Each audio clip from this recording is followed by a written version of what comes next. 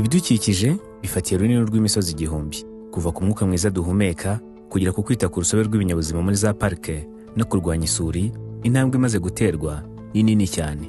Twatejaga ibiti by'amagerevariya ariko wabonaga ko ari ibintu byiza, kuko n'umusozi wacu wakundaga gutwarwa, ariko iyo suri twarwanyije duca imiringoti duteraho n'ibiti byatugiriye akamaro, kandi nanjye byaramfashije. Imishinga yo kwita ku bidukikije ikomeje guhindura ubuzima bw'abaturage.